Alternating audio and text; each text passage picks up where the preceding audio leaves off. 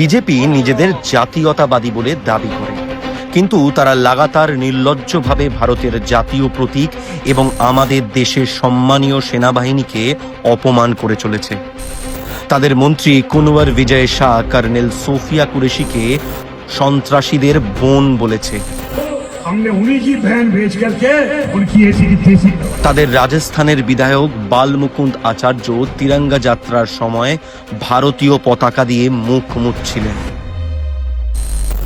তাদের মধ্যপ্রদেশের উপমুখ্যমন্ত্রী জগদীশ দেওরা বলেছে ভারতের সেনাবাহিনী মোদির সামনে মাথা নত করে। यशस्वी प्रधानमंत्री जी को हम धन्यवाद देना चाहेंगे और पूरा देश की वो सेना, वो सैनिक उनके चरणों में नतमस्तक है, उनके चरणों में नतमस्तक है। এসবের জন্য বিজেপির শীর্ষ নেতৃত্ব কি ক্ষমা চেয়েছেন, তাদের পদত্যাগ দাবি করেছেন? না, কারণ এটাই বিজেপির আসল ও ঘৃণ্য রূপ, যা প্রকাশ্যে ফাঁস করে দিয়েছেন পশ্চিমবঙ্গের বিরোধী দলনেতা শুভেন্দু অধিকারী।